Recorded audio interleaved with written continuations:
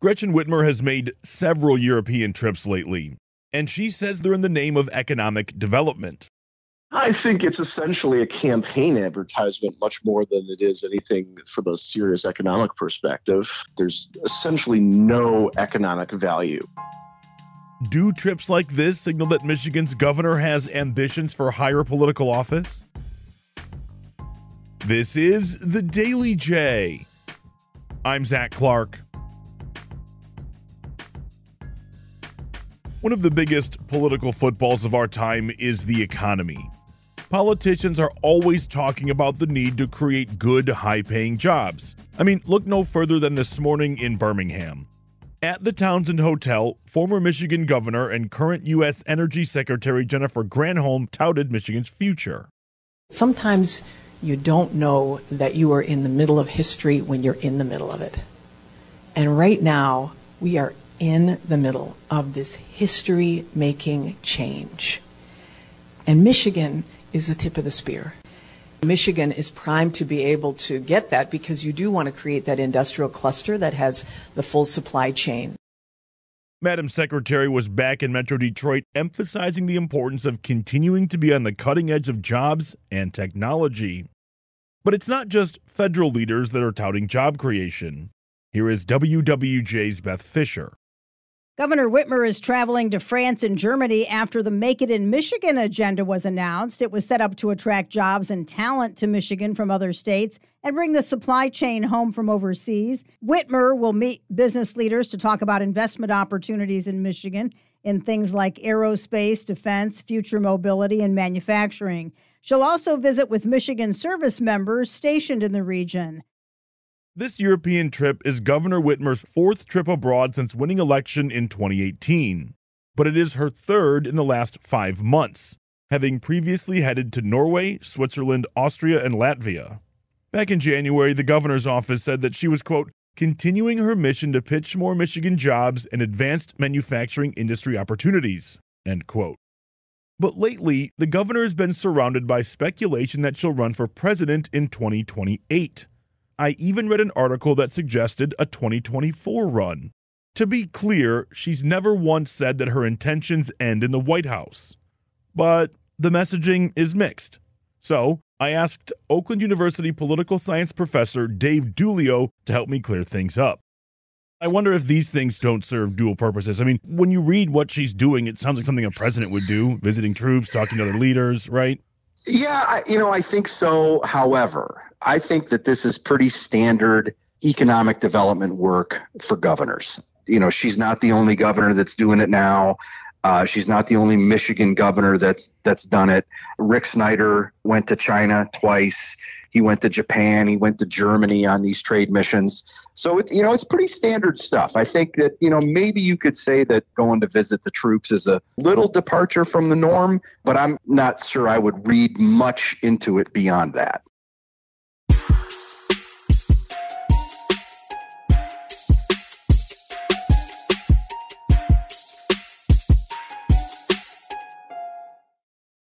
So Professor Dulio says this is standard, which checks out.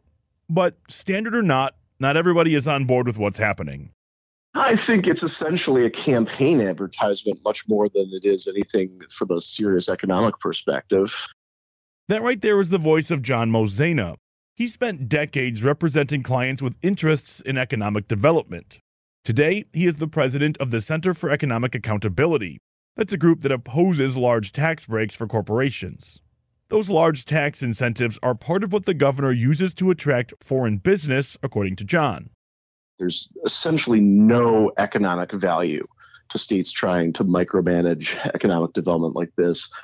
But there's also really good evidence that shows that there's really serious political value to elected officials who take credit for creating jobs. These economic development deals, they don't really exist to create jobs. They exist to make voters believe that politicians are responsible for creating jobs. So the governor says, she went to Norway and she met with a company that's called Nel Hydrogen. She says $400 million is coming, 500 good paying clean jobs. But that doesn't jive with what you're saying. So what's the gap? What am I missing? First and foremost, subsidies play very little role in companies' decisions. And we know that because the companies themselves say so. Every year, Area Development Magazine, which is a magazine of the site selection industry, for 37 years, they've been polling company site selectors who make the decisions about where these things go. And they've been polling them on what factors matter to their site selection decisions. In the most recent survey, things like subsidies and incentives came in 13th. There were 12 other factors, things like workforce and land costs and construction costs and energy reliability and how good the roads are, and all these really fundamental basic business factors that are far more important to companies, and those are what makes the decision. It's not that subsidies never matter, but they are such a small part of the total decision about where these things get built and why they get built in Michigan or someplace else. John told me that Michigan governors have been going on trade trips since the mid-1990s, but that the job creation has been the opposite. The state has lost about 200,000 manufacturing jobs in that time period. As a result, Professor Giulio says it is fair to question the cost against the benefit. I'm not saying anything was nefarious, but I'm looking when she went to Davos earlier in the year, it cost almost $45,000. That's a lot of money. So then I guess other people wonder maybe, if these things are standard procedure, then the question becomes, why? Very fair. And I think that that's a question you probably need an economist to answer. I think it's perfectly fair to ask, okay, the governor, and not just Governor Whitmer, but what were the benefits that the state saw in terms of economic development, economic impact when Governor Snyder or Governor Granholm or any of them engaged in these trips? How many dollars were invested from foreign companies into the state after those trips? How many jobs were created? I think that that's a legitimate line of inquiry.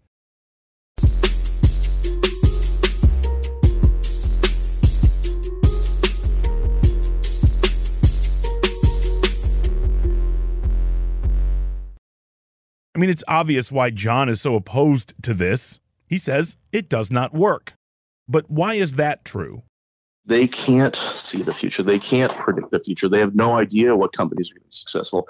And look, if these bureaucrats at the MEDC were capable of identifying which companies were going to be successful, which ones were going to be a good investment, they wouldn't be making bureaucrat salaries in Lansing. They'd be making millions or billions on Wall Street. There is an entire industry out there that exists to put money behind good business plans. But the due diligence and research and everything that goes into this stuff by our bureaucrats, if private investment advisors, kinds of folks who invest our 401ks or pensions or whatever, if they worked the way our government investment folks do, they'd be fired or in jail. When it comes to the right way to do things, according to John, the answer is a bit of a misconception. You know that saying, go big or go home? Well, John says that's the opposite of what we should be doing when trying to lure companies.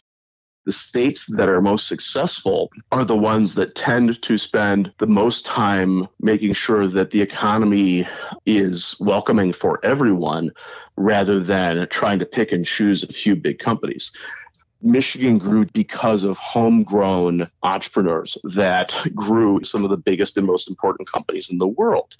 Big companies are pretty much done growing. They got their growth out of the way. The answer is not to lure Amazon's HQ2 or something here. The answer is to be the kind of place where the next Jeff Bezos or the next Henry Ford is here, that they're educated, that they live in a safe community, it's a good place to live, and that they can see a path to creating a company and building their company in that place.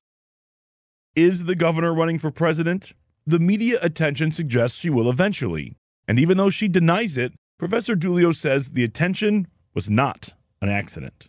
She, in 2020, put herself out there with specific intention, I think, of raising that national profile. And she did it around the response to COVID. And even before that, she was mentioned as a VP candidate to run alongside candidate Biden at that time.